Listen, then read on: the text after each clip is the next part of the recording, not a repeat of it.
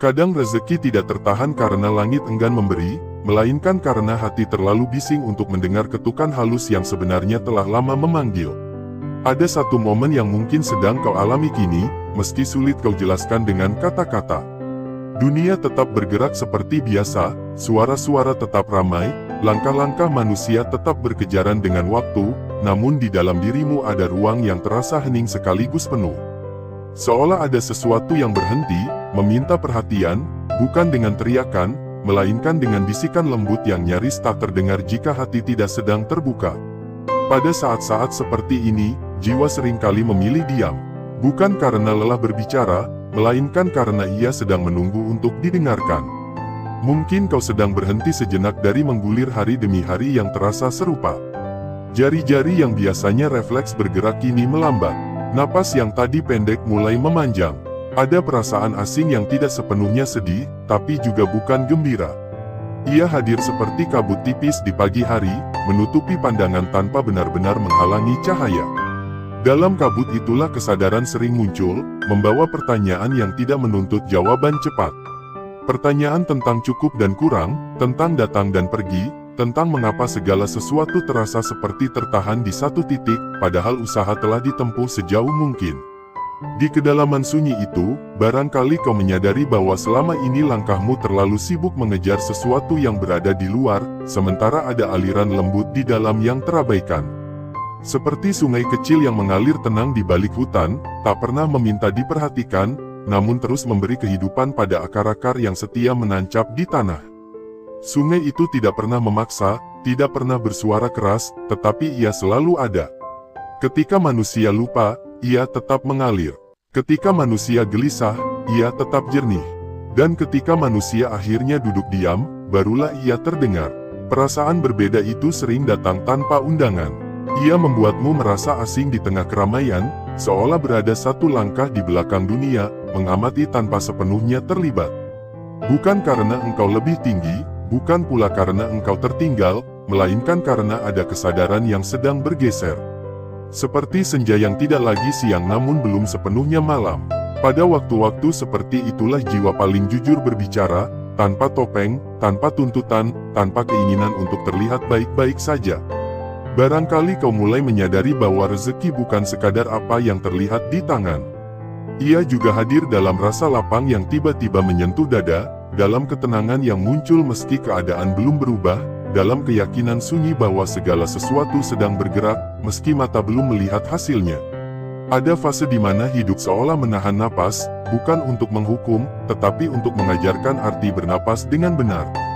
Karena terlalu sering manusia berlari, lupa bahwa langkah paling penting kadang justru berhenti. Dalam keheningan batin itu, mungkin kau teringat kembali pada hal-hal kecil yang dulu terasa biasa.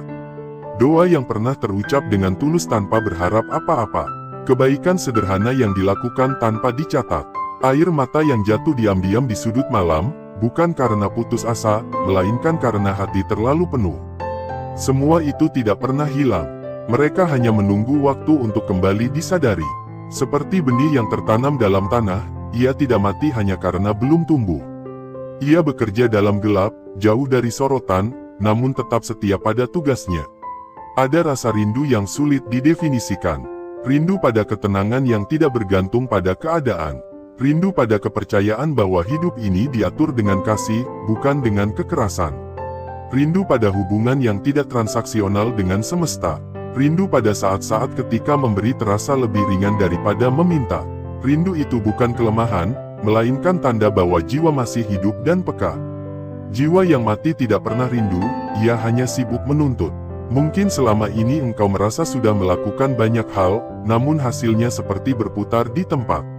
Ada kelelahan yang tidak berasal dari tubuh, melainkan dari harapan yang terlalu sering dipendam. Namun di balik kelelahan itu, ada undangan halus untuk melihat dengan cara yang berbeda. Bukan melihat lebih jauh, tetapi melihat lebih dalam. Bukan mencari lebih banyak, tetapi menyadari apa yang sudah ada. Karena seringkali pintu terbuka bukan dengan dorongan keras, melainkan dengan sentuhan lembut di titik yang tepat. Kesadaran itu tidak datang sebagai petunjuk yang jelas. Ia datang sebagai rasa ingin diam lebih lama, rasa ingin mendengar tanpa menyela, Rasa ingin kembali kepada kesederhanaan yang pernah ditinggalkan karena dianggap tidak efektif. Padahal di sanalah aliran kehidupan mengalir paling murni. Seperti embun yang jatuh di pagi hari, ia tidak pernah memilih daun mana yang layak menerima. Ia hadir untuk semua yang bersedia diam dan terbuka. Di titik ini, jiwa mulai memahami bahwa tidak semua yang lambat itu tertinggal. Tidak semua yang cepat itu sampai. Ada irama yang hanya bisa diikuti oleh hati yang sabar. Ada jalan yang hanya bisa dilewati oleh langkah yang rendah hati. Dan ada rezeki yang hanya datang ketika seseorang berhenti merasa berhak, lalu mulai merasa cukup. Cukup untuk percaya, cukup untuk menunggu, cukup untuk tidak mengendalikan segalanya. Sunyi yang kau rasakan bukan kekosongan. Ia adalah ruang. Ruang untuk menerima, ruang untuk membersihkan, ruang untuk mengingat kembali siapa dirimu sebelum dunia mengajarkan terlalu banyak keinginan. Di ruang itu, jiwa seperti duduk bersila, memandang ke dalam, dan tersenyum kecil karena akhirnya didengarkan. Tidak ada tuntutan untuk berubah seketika. Tidak ada tekanan untuk segera berhasil. Yang ada hanya kehadiran penuh, saat ini, di sini. Jika kau perhatikan dengan saksama, ada getaran lembut yang mulai terasa. Seperti pintu yang berderit pelan, terbuka sedikit demi sedikit. Bukan karena didobrak, melainkan karena engkau berhenti menahannya. Getaran itu membawa pesan tanpa kata, bahwa aliran kehidupan tidak pernah benar-benar berhenti. Ia hanya menunggu jalur yang bersih untuk mengalir kembali. Dan jalur itu selalu dimulai dari dalam. Maka tanpa perlu tergesa, tanpa perlu merasa dikejar, biarkan dirimu duduk sejenak di ambang kesadaran ini. Rasakan napas yang datang dan pergi tanpa diminta. Rasakan detak yang setia menemani sejak awal. Rasakan bahwa di balik semua kekhawatiran, ada keteraturan yang tidak pernah lalai. Dari ruang hening inilah, langkah-langkah kecil akan mulai tampak. Bukan sebagai perintah, bukan sebagai beban, melainkan sebagai ajakan lembut. Ajakan untuk menyelaraskan kembali diri dengan aliran yang telah lama setia menunggu. 1. Istighfar yang dihidupkan oleh kesadaran. Istighfar bukan sekadar rangkaian kata yang diulang oleh bibir, melainkan gerakan pulang yang pelan dari jiwa yang lelah mengembara. Ketika seseorang mengucapkan istighfar dengan kesadaran, sebenarnya ia sedang menurunkan beban yang selama ini tak terlihat namun terasa berat. Ada kesalahan yang disadari maupun yang luput dari ingatan, ada kelalaian kecil yang dibiarkan menumpuk, ada sikap hati yang tanpa sadar menjauh dari kejernihan. Semua itu membentuk lapisan-lapisan halus yang mengeraskan batin, dan istighfar hadir sebagai air bening yang melunakkannya kembali. Dalam istighfar, seseorang tidak sedang merendahkan dirinya secara berlebihan, melainkan mengakui bahwa ia adalah manusia yang bergerak, belajar, dan kadang tersandung. Pengakuan inilah yang membersihkan. Saat hati mengakui, ia berhenti melawan. Saat ia berhenti melawan, ruang terbuka. Dan di ruang itulah kelapangan mulai terasa. Rezeki seringkali tertahan bukan karena kurangnya usaha, tetapi karena hati penuh oleh penyesalan yang tak pernah dilepaskan atau rasa bersalah yang disembunyikan rapat-rapat. Istighfar yang dihidupkan tidak dilakukan dengan tergesa. Ia diucapkan dalam jeda, di sela napas, di tengah kesadaran bahwa hidup ini rapuh dan indah pada saat yang sama. Ketika dilakukan secara rutin, bukan jumlahnya yang utama, melainkan kehadiran batin di dalamnya. Ada perubahan halus yang terjadi. Cara memandang masalah menjadi lebih lunak. Cara menyikapi kekurangan menjadi lebih jujur. Dan tanpa disadari, jalan-jalan yang sebelumnya terasa buntu mulai menemukan celah. Banyak orang mencari rezeki dengan memaksa, menekan, dan menuntut, sementara istighfar justru mengajarkan melepas. Melepas rasa paling benar, melepas keangkuhan halus yang sering menyamar sebagai kepercayaan diri, melepas keyakinan bahwa segalanya harus berjalan sesuai rencana pribadi. Ketika pelepasan itu terjadi, batin menjadi ringan, dan batin yang ringan lebih mudah menerima aliran kehidupan. Dalam keheningan istighfar, ada kejujuran yang jarang muncul dalam percakapan sehari-hari. Kejujuran bahwa tidak semua hal bisa dikendalikan, bahwa ada ketetapan yang bekerja melampaui perhitungan. Dan ketika seseorang berdamai dengan kenyataan itu, ia tidak lagi keras pada dirinya sendiri. Dari kelembutan itulah, keberkahan sering tumbuh tanpa suara. 2. Sholawat sebagai jembatan kelembutan hidup. Sholawat membawa jiwa pada ritme yang lebih tenang, seolah mengingatkan bahwa hidup tidak harus selalu dipikul sendirian. Ada teladan kelembutan, kesabaran, dan keteguhan yang mengalir di dalamnya. Ketika sholawat diucapkan, hati seperti diajak keluar sejenak dari pusaran tuntutan dunia dan bersandar pada makna yang lebih luas. Bukan sebagai pelarian, melainkan sebagai penyeimbang. Dalam sholawat, ada rasa terhubung. Terhubung pada jalan hidup yang dijalani dengan penuh keikhlasan, meski rintangan tak terhitung. Rasa terhubung ini menghadirkan ketenangan yang sulit dijelaskan, namun mudah dirasakan. Seperti seseorang yang akhirnya menemukan irama setelah lama berjalan tanpa arah. Ketika hati menemukan irama, langkah menjadi lebih mantap, meski jarak belum jelas. Sholawat bukan tentang suara yang keras atau ritual yang tampak. Ia tentang kehadiran rasa hormat dan cinta yang halus. Saat seseorang melantunkannya dengan kesadaran, ada lapisan hati yang melunak. Amarah yang tertahan mulai luruh. Kecemasan yang menumpuk mulai mereda. Dan dari ketenangan itulah, keputusan-keputusan hidup menjadi lebih jernih. Rezeki sering mengikuti kejernihan. Ketika hati tidak lagi dipenuhi prasangka, iri, atau keluh kesah yang berlebihan, ia menjadi wadah yang lebih bersih. Seperti bejana yang dicuci sebelum diisi. Sholawat membantu proses pencucian itu tanpa paksaan. Ia bekerja perlahan, namun konsisten. Hari demi hari, seseorang mungkin tidak menyadari perubahan besar, namun suatu saat ia akan menoleh ke belakang dan melihat betapa banyak simpul yang terurai dengan sendirinya. Ada keindahan dalam sholawat yang tidak menuntut hasil instan. Ia mengajarkan kesetiaan dalam hal-hal kecil. Kesetiaan inilah yang sering membuka pintu-pintu tak terduga. Bukan karena usaha yang berlipat, tetapi karena hati yang selaras. Dalam keselarasan, hidup menjadi lebih responsif. Apa yang dibutuhkan datang tepat waktu. Apa yang tidak dibutuhkan menjauh tanpa drama. 3. Sedekah sebagai aliran yang mengalirkan. Sedekah adalah bahasa sunyi yang dipahami oleh kehidupan. Ia tidak selalu berupa sesuatu yang besar atau terlihat. Justru kekuatannya sering tersembunyi dalam kesederhanaan. Ketika seseorang memberi dengan tulus, tanpa perhitungan tersembunyi, ia sedang menyatakan kepercayaan bahwa hidup ini cukup. Dan kepercayaan itulah yang menggerakkan aliran. Memberi bukan tentang kehilangan, ia tentang mengalirkan. Segala sesuatu yang mengalir akan menemukan jalan kembali, meski dalam bentuk yang berbeda. Sedekah melatih hati untuk tidak menggenggam terlalu erat. Karena genggaman yang terlalu kuat sering membuat tangan lelah, dan tangan yang lelah sulit menerima. Dengan memberi, tangan terbuka. Dan tangan yang terbuka lebih siap menerima apapun yang datang. Dalam sedekah, ada latihan batin untuk mengalahkan rasa takut kekurangan. Rasa takut inilah yang sering menjadi penghalang rezeki paling nyata. Ketika seseorang memberi di tengah keterbatasan, ia sedang mematahkan bisikan bahwa hidup ini kejam dan tidak adil. Ia memilih percaya bahwa kebaikan tidak pernah benar-benar hilang. Pilihan ini mengubah cara batin merespons kehidupan. Sedekah juga membersihkan niat. Ia menggeser fokus dari apa yang didapat menjadi apa yang bisa dibagikan. Perubahan fokus ini sangat halus, namun dampaknya luas. Hati menjadi lebih lapang, pikiran menjadi lebih kreatif. Kesempatan-kesempatan kecil yang dulu terlewat mulai terlihat. Bukan karena dunia berubah, melainkan karena cara memandangnya yang berubah. Seringkali rezeki datang melalui manusia. Hubungan yang hangat, kepercayaan yang tumbuh, dan doa-doa diam yang terucap dari hati orang lain. Sedekah menumbuhkan semua itu tanpa perlu diumumkan. Ia bekerja dalam senyap, namun hasilnya nyata. Dan ketika seseorang menyadari bahwa memberi justru memperkaya batin, ia tidak lagi ragu untuk mengalirkan kebaikan.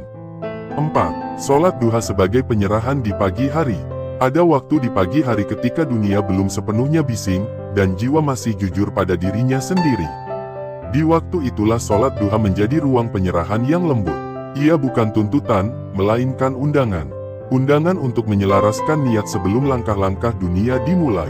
Dalam sholat duha, seseorang tidak sedang meminta dengan tergesa, melainkan mempercayakan. Gerakan-gerakannya sederhana, namun maknanya dalam. Ada jeda dari kesibukan, ada pengakuan bahwa usaha manusia selalu terbatas. Ketika seseorang memulai hari dengan kesadaran ini, ia tidak mudah panik ketika rencana berubah. Ia lebih lentur menghadapi kejutan. Kelenturan inilah yang sering menjadi kunci kelapangan rezeki. Sholat duha mengajarkan bahwa rezeki tidak selalu datang dari arah yang dipikirkan. Dengan berserah di pagi hari, seseorang melepaskan tuntutan hasil yang kaku. Ia bekerja, namun tidak menekan. Ia berusaha, namun tidak memaksa. Sikap ini menciptakan keseimbangan batin yang jarang dimiliki oleh mereka yang hanya mengandalkan dorongan keras.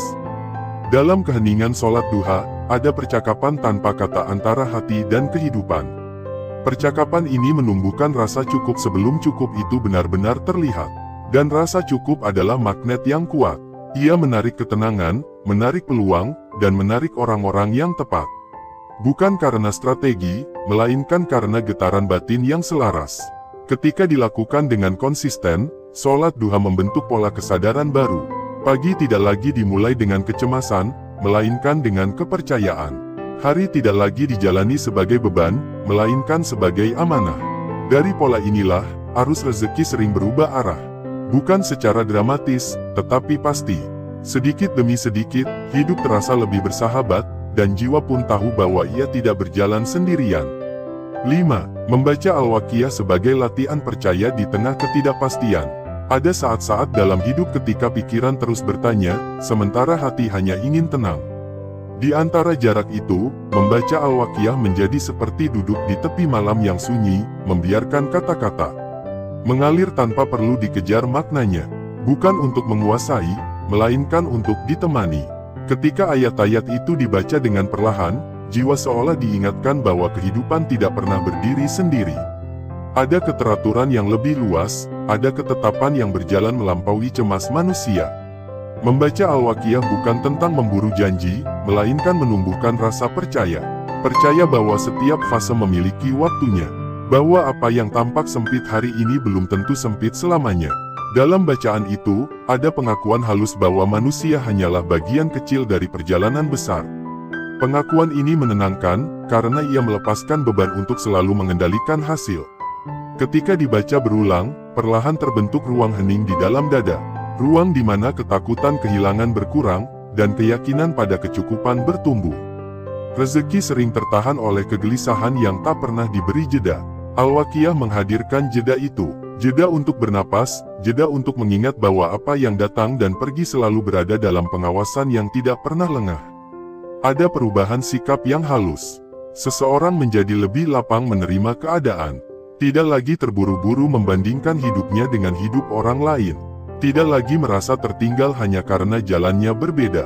Dari kelapangan itulah, keputusan-keputusan menjadi lebih tenang. Dan keputusan yang lahir dari ketenangan biasanya lebih tepat, meski terlihat sederhana. Membaca Al-Waqiah secara konsisten membentuk hubungan batin dengan ketidakpastian. Bukan hubungan penuh ketakutan, melainkan hubungan yang bersahabat. Ketidakpastian tidak lagi dilihat sebagai ancaman, tetapi sebagai ruang kemungkinan. Di ruang inilah rezeki sering menyelinap, datang dari arah yang tak disangka, dalam bentuk yang tak selalu sama dengan harapan. 6. Menjaga lisan sebagai cermin keadaan batin. Lisan adalah pintu yang sering terbuka tanpa disadari. Apa yang keluar darinya mencerminkan apa yang sedang berkecamuk di dalam. Ketika lisan dijaga, sebenarnya yang sedang dirawat adalah batin. Mengeluh, menghakimi, atau meremehkan mungkin terasa ringan saat diucapkan, tetapi ia meninggalkan jejak halus yang menumpuk. Jejak inilah yang sering mengeraskan hati tanpa disadari. Menjaga lisan bukan tentang membungkam perasaan, melainkan memilih dengan sadar apa yang layak diberi energi. Ada perbedaan besar antara jujur dan larut dalam keluhan. Kejujuran membuka jalan. Keluhan yang berulang tanpa kesadaran justru menutupnya. Ketika seseorang mulai memperhatikan ucapannya, ia akan terkejut betapa sering kata-kata menciptakan realitas. Ucapan yang lembut menenangkan diri sendiri sebelum menenangkan orang lain. Ia mengubah suasana batin menjadi lebih ramah. Dan batin yang ramah lebih mudah menarik kebaikan. Rezeki sering datang melalui interaksi, melalui hubungan, melalui kepercayaan. Semua itu sulit tumbuh di tanah yang dipenuhi kata-kata kasar atau pesimisme. Menjaga lisan juga melatih kesabaran. Tidak semua hal perlu ditanggapi. Tidak semua kekecewaan perlu diumumkan. Dalam keheningan memilih diam, ada kekuatan yang tumbuh. Kekuatan untuk tidak bereaksi berlebihan. Kekuatan untuk menunggu dengan elegan. Dari kekuatan inilah, wibawa batin muncul. Dan wibawa batin sering membuka pintu yang tidak bisa dibuka oleh desakan. Ketika lisan dijaga, hati ikut terjaga. Pikiran menjadi lebih jernih. Dan dalam kejernihan itu, seseorang mulai mendengar bisikan-bisikan halus yang sebelumnya tenggelam oleh kebisingan kata-kata. Bisikan itulah yang sering menuntun pada langkah tepat, pada pilihan yang membawa ke lapangan, pada rezeki yang datang tanpa perlu dikejar. 7. Mendoakan orang tua sebagai jalan yang mengakar. Ada doa yang tidak perlu banyak kata, namun getarannya panjang. Doa untuk orang tua termasuk di dalamnya. Ketika seseorang mendoakan orang tua dengan tulus, ia sedang menyambungkan diri pada akar terdalam kehidupannya. Dari akarlah pohon berdiri kokoh. Dari akarlah aliran nutrisi mengalir tanpa henti. Mendoakan orang tua bukan kewajiban yang berat, melainkan kesempatan untuk melunakkan hati. Di dalam doa itu, ada pengakuan bahwa hidup ini pernah dimulai dari ketergantungan penuh. Ada pengakuan bahwa tidak semua pengorbanan bisa dibalas secara nyata. Pengakuan ini merendahkan ego dengan cara yang indah. Ketika doa itu rutin dipanjatkan, hubungan batin dengan kehidupan menjadi lebih jujur.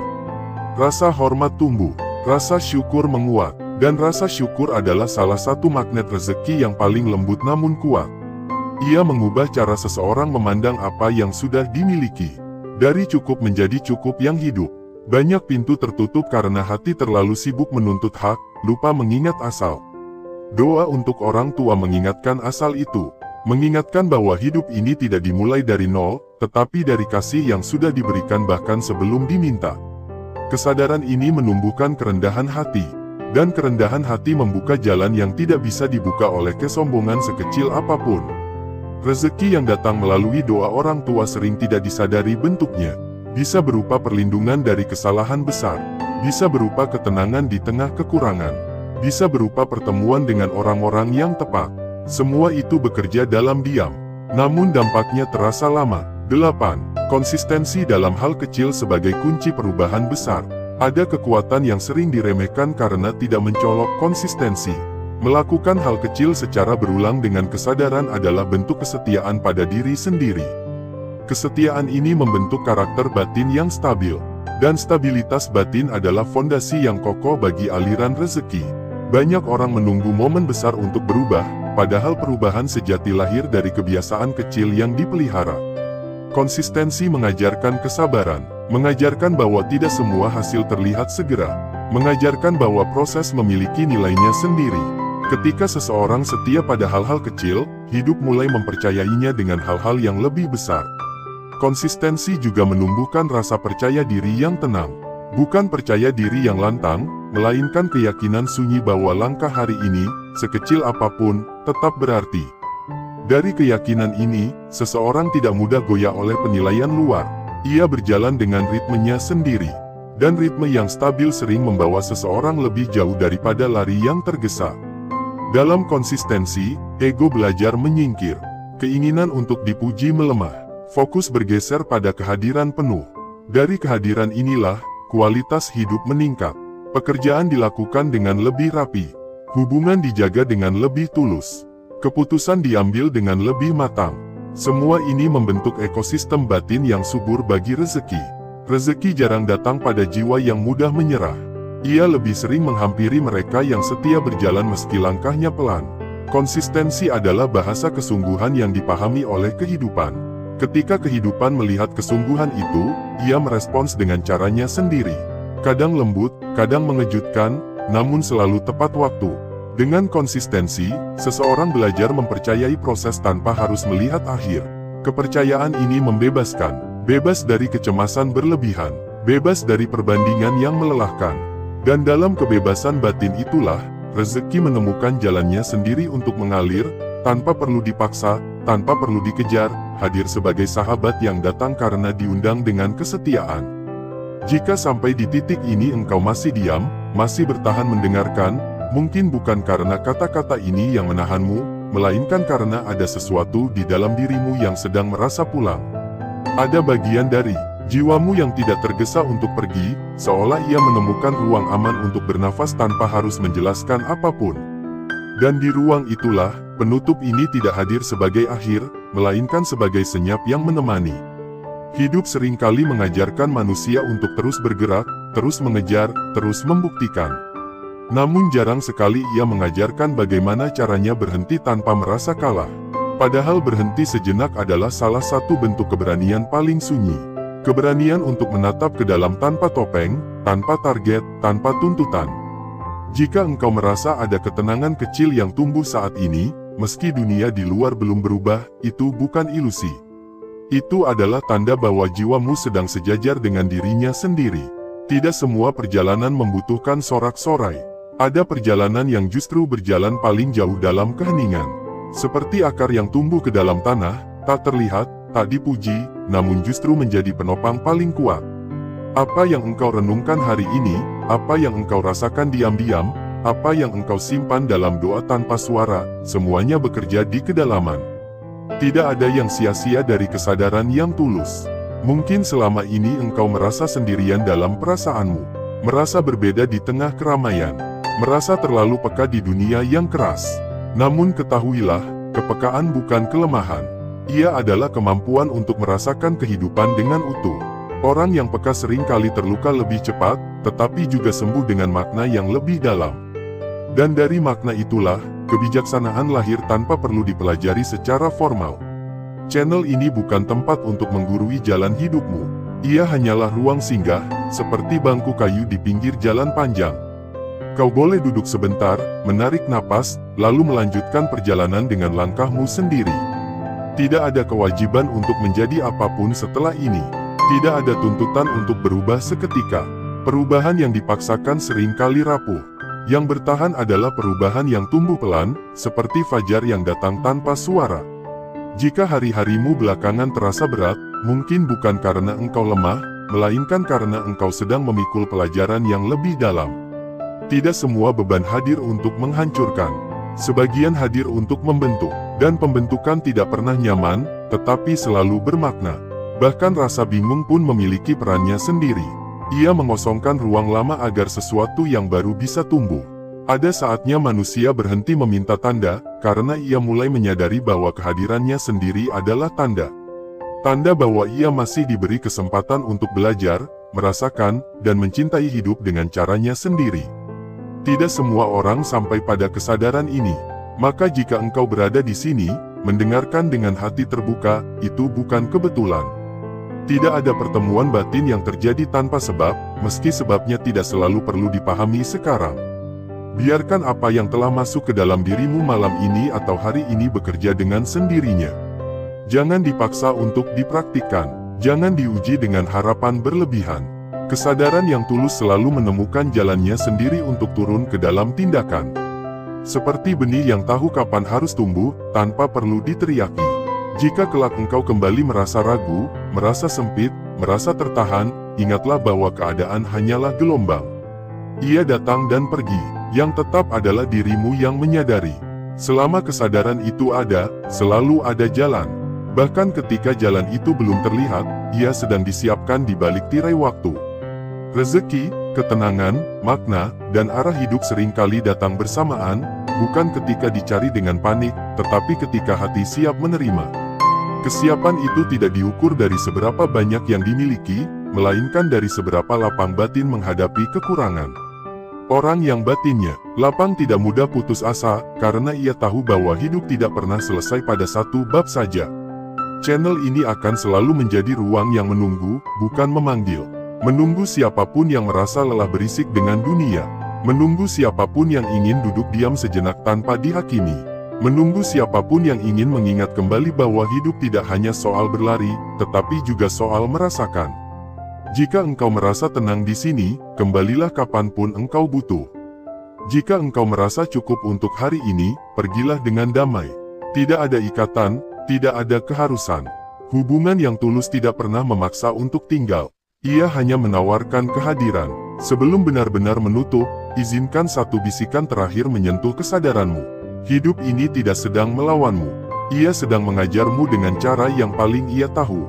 Dan engkau tidak terlambat, tidak tertinggal, tidak gagal. Engkau sedang berada tepat di titik yang diperlukan untuk menjadi lebih utuh dari sebelumnya. Semoga langkahmu setelah ini terasa sedikit lebih ringan. Semoga hatimu lebih ramah pada dirinya sendiri. Semoga apa yang belum datang tidak lagi membuatmu gelisah, dan apa yang telah pergi tidak lagi memberatkan.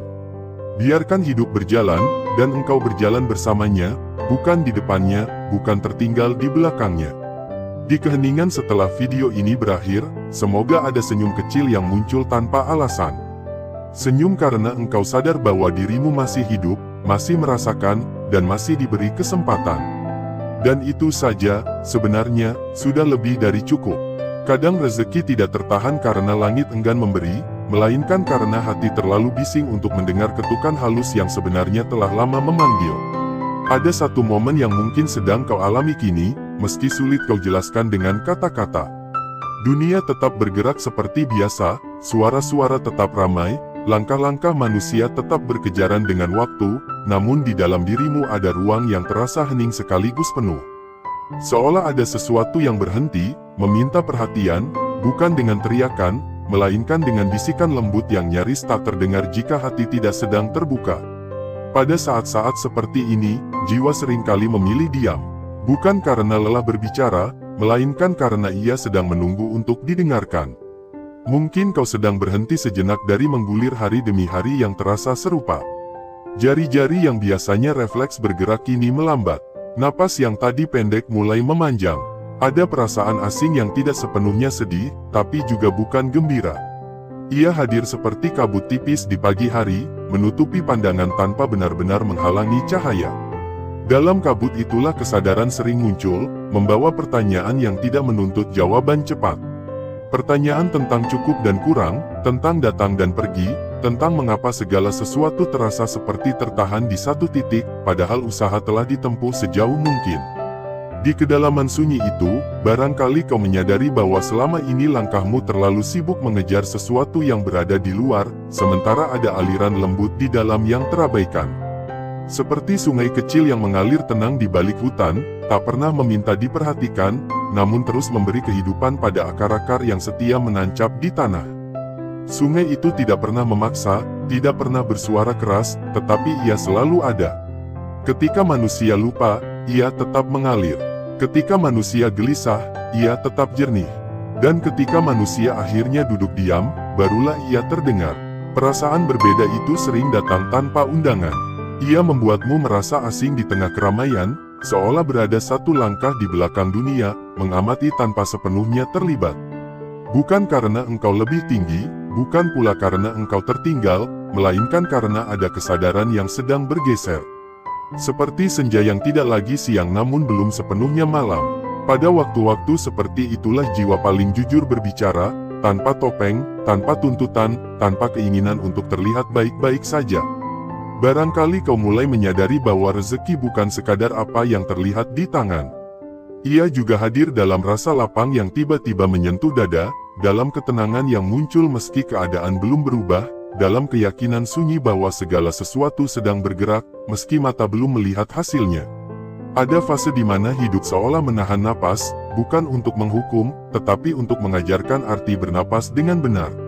Karena terlalu sering manusia berlari, lupa bahwa langkah paling penting kadang justru berhenti. Dalam keheningan batin itu, mungkin kau teringat kembali pada hal-hal kecil yang dulu terasa biasa. Doa yang pernah terucap dengan tulus tanpa berharap apa-apa. Kebaikan sederhana yang dilakukan tanpa dicatat. Air mata yang jatuh diam-diam di sudut malam, bukan karena putus asa, melainkan karena hati terlalu penuh. Semua itu tidak pernah hilang. Mereka hanya menunggu waktu untuk kembali disadari. Seperti benih yang tertanam dalam tanah, ia tidak mati hanya karena belum tumbuh. Ia bekerja dalam gelap, jauh dari sorotan, namun tetap setia pada tugasnya. Ada rasa rindu yang sulit didefinisikan. Rindu pada ketenangan yang tidak bergantung pada keadaan. Rindu pada kepercayaan bahwa hidup ini diatur dengan kasih, bukan dengan kekerasan. Rindu pada hubungan yang tidak transaksional dengan semesta. Rindu pada saat-saat ketika memberi terasa lebih ringan daripada meminta. Rindu itu bukan kelemahan, melainkan tanda bahwa jiwa masih hidup dan peka. Jiwa yang mati tidak pernah rindu, ia hanya sibuk menuntut. Mungkin selama ini engkau merasa sudah melakukan banyak hal, namun hasilnya seperti berputar di tempat. Ada kelelahan yang tidak berasal dari tubuh, melainkan dari harapan yang terlalu sering dipendam. Namun di balik kelelahan itu, ada undangan halus untuk melihat dengan cara yang berbeda. Bukan melihat lebih jauh, tetapi melihat lebih dalam. Bukan mencari lebih banyak, tetapi menyadari apa yang sudah ada. Karena seringkali pintu terbuka bukan dengan dorongan keras, melainkan dengan sentuhan lembut di titik yang tepat. Kesadaran itu tidak datang sebagai petunjuk yang jelas.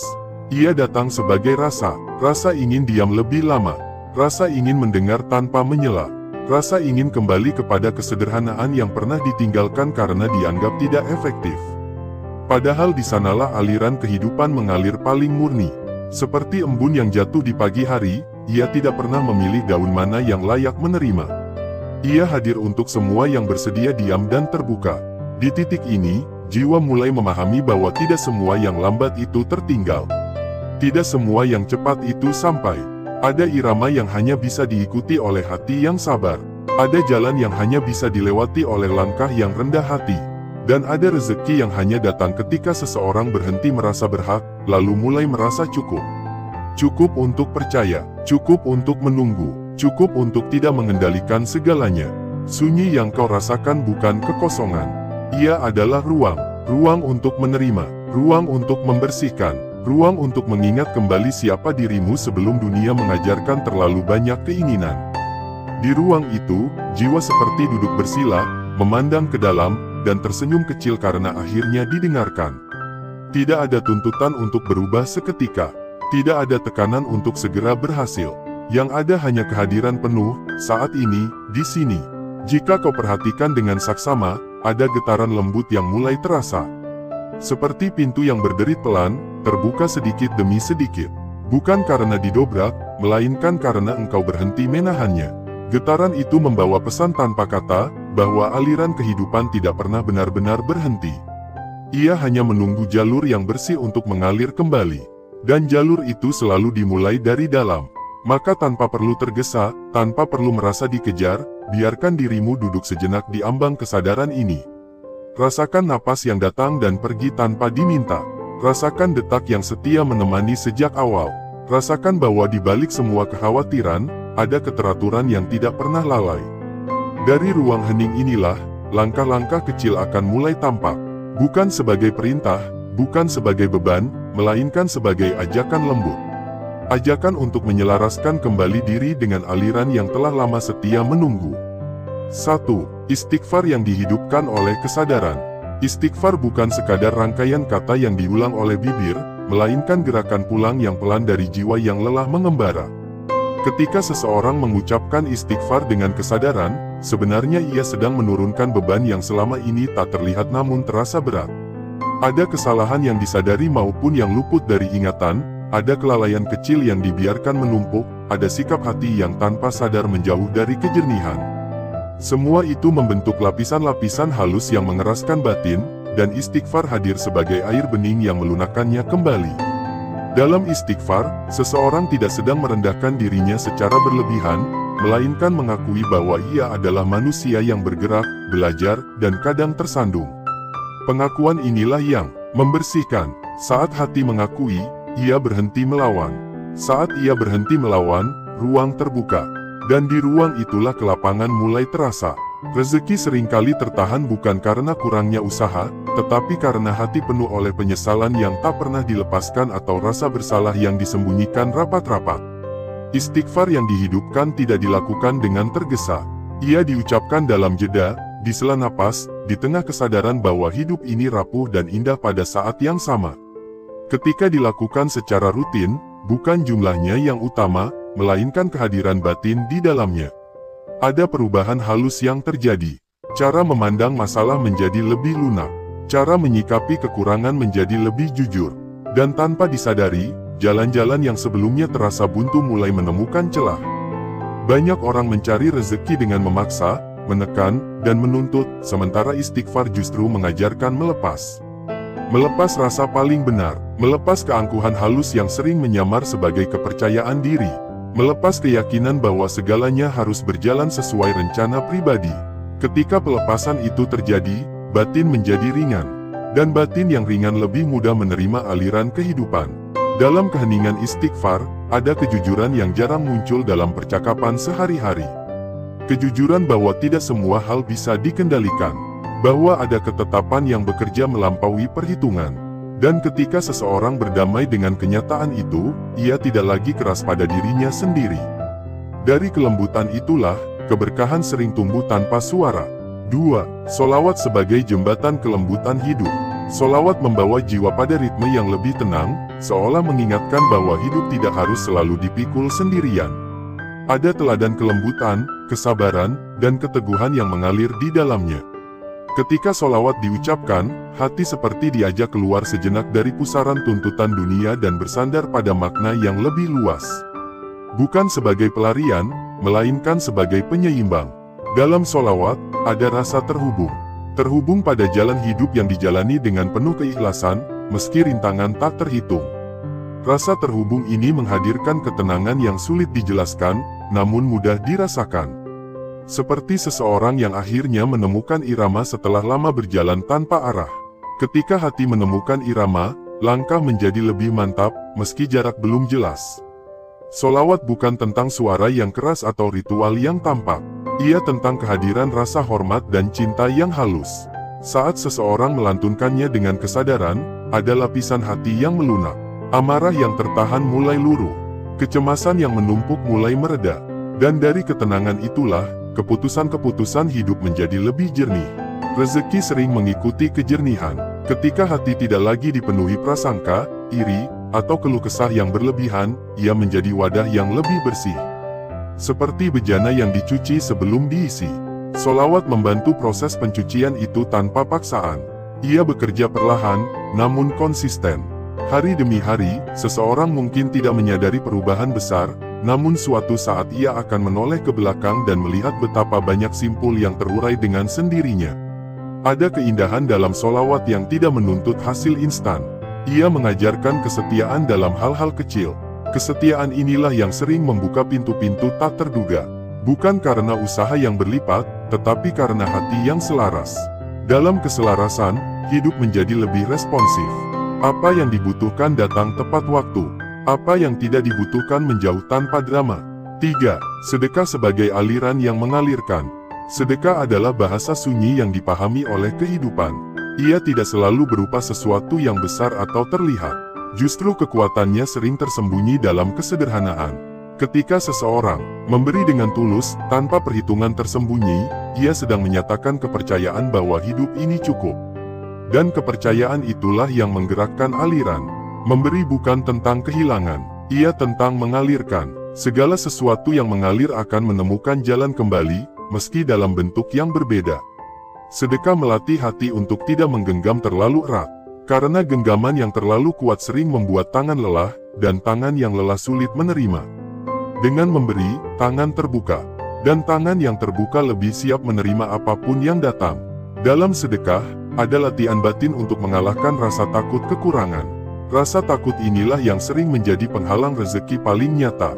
Ketika seseorang memberi di tengah keterbatasan, ia sedang mematahkan bisikan bahwa hidup ini kejam dan tidak adil. Ia memilih percaya bahwa kebaikan tidak pernah benar-benar hilang. Pilihan ini mengubah cara batin merespons kehidupan. Sedekah juga membersihkan niat. Ia menggeser fokus dari apa yang didapat menjadi apa yang bisa dibagikan. Perubahan fokus ini sangat halus, namun dampaknya luas. Hati menjadi lebih lapang, pikiran menjadi lebih kreatif. Kesempatan-kesempatan kecil yang dulu terlewat mulai terlihat. Bukan karena dunia berubah, melainkan karena cara memandangnya yang berubah. Seringkali rezeki datang melalui manusia. Hubungan yang hangat, kepercayaan yang tumbuh, dan doa-doa diam yang terucap dari hati orang lain. Sedekah menumbuhkan semua itu tanpa perlu diumumkan. Ia bekerja dalam senyap, namun hasilnya nyata. Dan ketika seseorang menyadari bahwa memberi justru memperkaya batin, ia tidak lagi ragu untuk mengalirkan kebaikan. 4. Sholat duha sebagai penyerahan di pagi hari. Ada waktu di pagi hari ketika dunia belum sepenuhnya bising, dan jiwa masih jujur pada dirinya sendiri. Di waktu itulah sholat duha menjadi ruang penyerahan yang lembut. Ia bukan tuntutan, melainkan undangan. Undangan untuk menyelaraskan niat sebelum langkah-langkah dunia dimulai. Dalam sholat duha, seseorang tidak sedang meminta dengan tergesa, melainkan mempercayakan. Gerakan-gerakannya sederhana, namun maknanya dalam. Ada jeda dari kesibukan, ada pengakuan bahwa usaha manusia selalu terbatas. Ketika seseorang memulai hari dengan kesadaran ini, ia tidak mudah panik ketika rencana berubah. Ia lebih lentur menghadapi kejutan. Kelenturan inilah yang sering menjadi kunci kelapangan rezeki. Sholat duha mengajarkan bahwa rezeki tidak selalu datang dari arah yang dipikirkan. Dengan berserah di pagi hari, seseorang melepaskan tuntutan hasil yang kaku. Ia bekerja, namun tidak menekan. Ia berusaha, namun tidak memaksa. Sikap ini menciptakan keseimbangan batin yang jarang dimiliki oleh mereka yang hanya mengandalkan dorongan keras. Dalam keheningan sholat duha, ada percakapan tanpa kata antara hati dan kehidupan. Percakapan ini menumbuhkan rasa cukup sebelum cukup itu benar-benar terlihat. Dan rasa cukup adalah magnet yang kuat. Ia menarik ketenangan, menarik peluang, dan menarik orang-orang yang tepat. Bukan karena strategi, melainkan karena getaran batin yang selaras. Ketika dilakukan dengan konsisten, sholat duha membentuk pola kesadaran baru. Pagi tidak lagi dimulai dengan kecemasan, melainkan dengan kepercayaan. Hari tidak lagi dijalani sebagai beban, melainkan sebagai amanah. Dari pola inilah, arus rezeki sering berubah arah. Bukan secara dramatis, tetapi pasti. Sedikit demi sedikit, hidup terasa lebih bersahabat, dan jiwa pun tahu bahwa ia tidak berjalan sendirian. 5. Membaca Al-Waqiah sebagai latihan percaya di tengah ketidakpastian. Ada saat-saat dalam hidup ketika pikiran terus bertanya, sementara hati hanya ingin tenang. Di antara jarak itu, membaca Al-Waqiah menjadi seperti duduk di tepi malam yang sunyi, membiarkan kata-kata mengalir tanpa perlu dikejar maknanya. Bukan untuk menguasai, melainkan untuk ditemani. Ketika ayat-ayat itu dibaca dengan perlahan, jiwa seolah diingatkan bahwa kehidupan tidak pernah berdiri sendiri. Ada keteraturan yang lebih luas, ada ketetapan yang berjalan melampaui cemas manusia. Membaca Al-Waqiah bukan tentang memburu janji, melainkan menumbuhkan rasa percaya. Percaya bahwa setiap fase memiliki waktunya. Bahwa apa yang tampak sempit hari ini belum tentu sempit selamanya. Dalam bacaan itu, ada pengakuan halus bahwa manusia hanyalah bagian kecil dari perjalanan besar. Pengakuan ini menenangkan, karena ia melepaskan beban untuk selalu mengendalikan hasil. Ketika dibaca berulang, perlahan terbentuk ruang hening di dalam dada. Ruang di mana ketakutan kehilangan berkurang, dan keyakinan pada kecukupan bertumbuh. Rezeki sering tertahan oleh kegelisahan yang tak pernah diberi jeda. Al-Waqiah menghadirkan jeda itu. Jeda untuk bernapas, jeda untuk mengingat bahwa apa yang datang dan pergi selalu berada dalam pengawasan yang tidak pernah lengah. Ada perubahan sikap yang halus. Seseorang menjadi lebih lapang menerima keadaan. Tidak lagi terburu-buru membandingkan hidupnya dengan hidup orang lain. Tidak lagi merasa tertinggal hanya karena jalannya berbeda. Dari kelapangan itulah, keputusan-keputusan menjadi lebih tenang.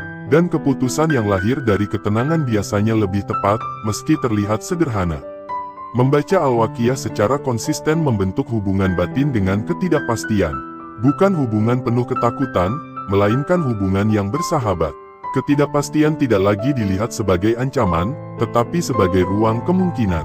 Di ruang inilah rezeki sering menyelinap, datang dari arah yang tak disangka, dalam bentuk yang tak selalu sama dengan harapan.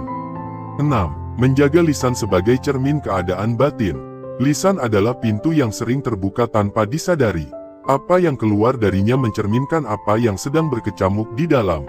Ketika lisan dijaga, sebenarnya yang sedang dirawat adalah batin. Mengeluh, menghakimi, atau meremehkan mungkin terasa ringan saat diucapkan, tetapi ia meninggalkan jejak halus yang menumpuk. Jejak inilah yang sering mengeraskan hati tanpa disadari. Menjaga lisan bukan tentang membungkam perasaan, melainkan memilih dengan sadar apa yang layak diberi energi. Ada perbedaan besar antara jujur dan larut dalam keluhan. Kejujuran membuka jalan, keluhan yang berulang tanpa kesadaran justru menutupnya. Ketika seseorang mulai memperhatikan ucapannya, ia akan terkejut betapa sering kata-kata menciptakan realitas. Ucapan yang lembut menenangkan diri sendiri sebelum menenangkan orang lain. Ia mengubah suasana batin menjadi lebih ramah. Dan batin yang ramah lebih mudah menarik kebaikan.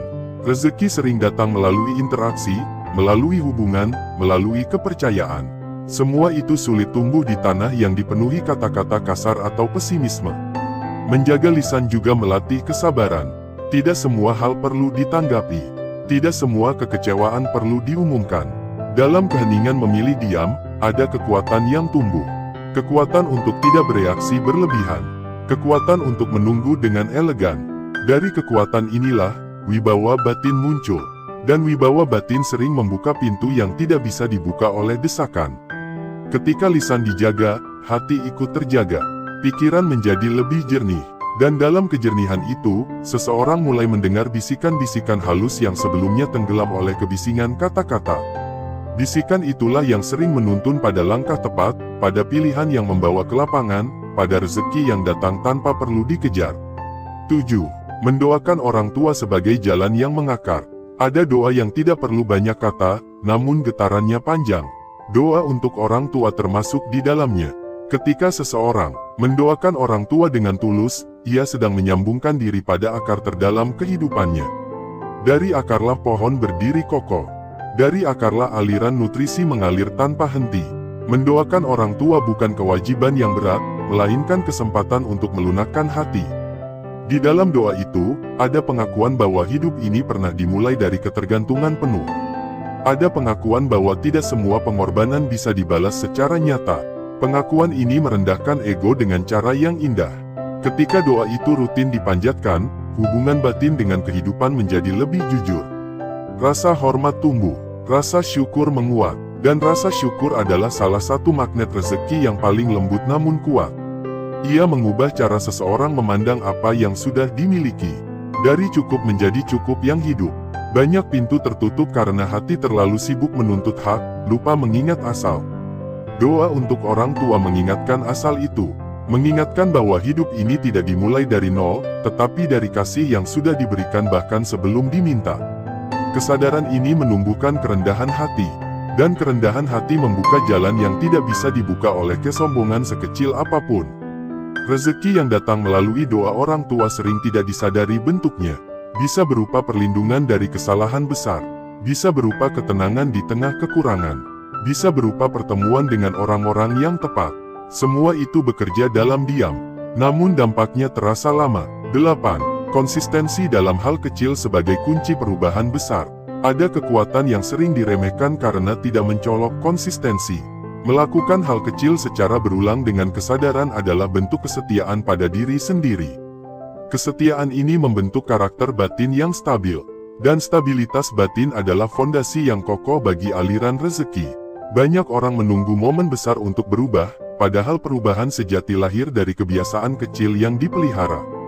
Konsistensi mengajarkan kesabaran, mengajarkan bahwa tidak semua hasil terlihat segera, mengajarkan bahwa proses memiliki nilainya sendiri. Ketika seseorang setia pada hal-hal kecil, hidup mulai mempercayainya dengan hal-hal yang lebih besar. Konsistensi juga menumbuhkan rasa percaya diri yang tenang. Bukan percaya diri yang lantang, melainkan keyakinan sunyi bahwa langkah hari ini, sekecil apapun, tetap berarti. Dari keyakinan ini, seseorang tidak mudah goyah oleh penilaian luar. Ia berjalan dengan ritmenya sendiri. Dan ritme yang stabil sering membawa seseorang lebih jauh daripada lari yang tergesa. Dalam konsistensi, ego belajar menyingkir. Keinginan untuk dipuji melemah. Fokus bergeser pada kehadiran penuh. Dari kehadiran inilah, kualitas hidup meningkat. Pekerjaan dilakukan dengan lebih rapi. Hubungan dijaga dengan lebih tulus. Keputusan diambil dengan lebih matang. Semua ini membentuk ekosistem batin yang subur bagi rezeki. Rezeki jarang datang pada jiwa yang mudah menyerah. Ia lebih sering menghampiri mereka yang setia berjalan meski langkahnya pelan. Konsistensi adalah bahasa kesungguhan yang dipahami oleh kehidupan. Ketika kehidupan melihat kesungguhan itu, ia merespons dengan caranya sendiri. Kadang lembut, kadang mengejutkan, namun selalu tepat waktu. Dengan konsistensi, seseorang belajar mempercayai proses tanpa harus melihat akhir. Kepercayaan ini membebaskan, bebas dari kecemasan berlebihan, bebas dari perbandingan yang melelahkan. Dan dalam kebebasan batin itulah, rezeki menemukan jalannya sendiri untuk mengalir, tanpa perlu dipaksa, tanpa perlu dikejar, hadir sebagai sahabat yang datang karena diundang dengan kesetiaan. Jika sampai di titik ini engkau masih diam, masih bertahan mendengarkan, mungkin bukan karena kata-kata ini yang menahanmu, melainkan karena ada sesuatu di dalam dirimu yang sedang merasa pulang. Ada bagian dari jiwamu yang tidak tergesa untuk pergi, seolah ia menemukan ruang aman untuk bernafas tanpa harus menjelaskan apapun. Dan di ruang itulah, penutup ini tidak hadir sebagai akhir, melainkan sebagai senyap yang menemani. Hidup seringkali mengajarkan manusia untuk terus bergerak, terus mengejar, terus membuktikan. Namun jarang sekali ia mengajarkan bagaimana caranya berhenti tanpa merasa kalah. Padahal berhenti sejenak adalah salah satu bentuk keberanian paling sunyi. Keberanian untuk menatap ke dalam tanpa topeng, tanpa target, tanpa tuntutan. Jika engkau merasa ada ketenangan kecil yang tumbuh saat ini, meski dunia di luar belum berubah, itu bukan ilusi. Itu adalah tanda bahwa jiwamu sedang sejajar dengan dirinya sendiri. Tidak semua perjalanan membutuhkan sorak-sorai. Ada perjalanan yang justru berjalan paling jauh dalam keheningan. Seperti akar yang tumbuh ke dalam tanah, tak terlihat, tak dipuji, namun justru menjadi penopang paling kuat. Apa yang engkau renungkan hari ini, apa yang engkau rasakan diam-diam, apa yang engkau simpan dalam doa tanpa suara, semuanya bekerja di kedalaman. Tidak ada yang sia-sia dari kesadaran yang tulus. Mungkin selama ini engkau merasa sendirian dalam perasaanmu, merasa berbeda di tengah keramaian, merasa terlalu peka di dunia yang keras. Namun ketahuilah, kepekaan bukan kelemahan. Ia adalah kemampuan untuk merasakan kehidupan dengan utuh. Orang yang peka seringkali terluka lebih cepat, tetapi juga sembuh dengan makna yang lebih dalam. Dan dari makna itulah, kebijaksanaan lahir tanpa perlu dipelajari secara formal. Channel ini bukan tempat untuk menggurui jalan hidupmu. Ia hanyalah ruang singgah, seperti bangku kayu di pinggir jalan panjang. Kau boleh duduk sebentar, menarik napas, lalu melanjutkan perjalanan dengan langkahmu sendiri. Tidak ada kewajiban untuk menjadi apapun setelah ini. Tidak ada tuntutan untuk berubah seketika. Perubahan yang dipaksakan seringkali rapuh. Yang bertahan adalah perubahan yang tumbuh pelan, seperti fajar yang datang tanpa suara. Jika hari-harimu belakangan terasa berat, mungkin bukan karena engkau lemah, melainkan karena engkau sedang memikul pelajaran yang lebih dalam. Tidak semua beban hadir untuk menghancurkan. Sebagian hadir untuk membentuk. Dan pembentukan tidak pernah nyaman, tetapi selalu bermakna. Bahkan rasa bingung pun memiliki perannya sendiri. Ia mengosongkan ruang lama agar sesuatu yang baru bisa tumbuh. Ada saatnya manusia berhenti meminta tanda, karena ia mulai menyadari bahwa kehadirannya sendiri adalah tanda. Tanda bahwa ia masih diberi kesempatan untuk belajar, merasakan, dan mencintai hidup dengan caranya sendiri.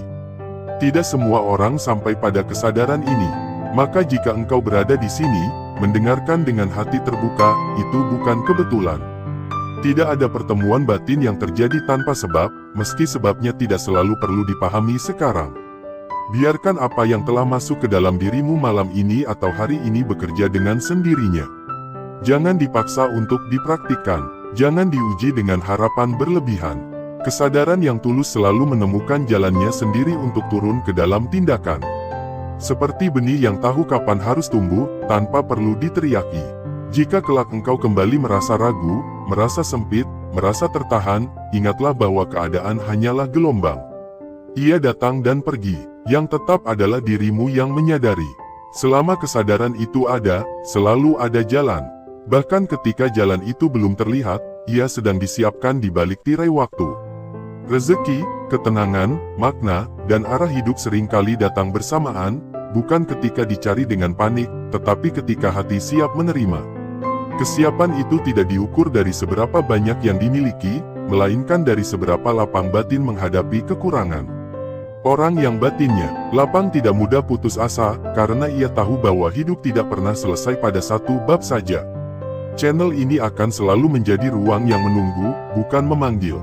Menunggu siapapun yang merasa lelah berisik dengan dunia. Menunggu siapapun yang ingin duduk diam sejenak tanpa dihakimi. Menunggu siapapun yang ingin mengingat kembali bahwa hidup tidak hanya soal berlari, tetapi juga soal merasakan. Jika engkau merasa tenang di sini, kembalilah kapanpun engkau butuh. Jika engkau merasa cukup untuk hari ini, pergilah dengan damai. Tidak ada ikatan, tidak ada keharusan. Hubungan yang tulus tidak pernah memaksa untuk tinggal. Ia hanya menawarkan kehadiran. Sebelum benar-benar menutup, izinkan satu bisikan terakhir menyentuh kesadaranmu. Hidup ini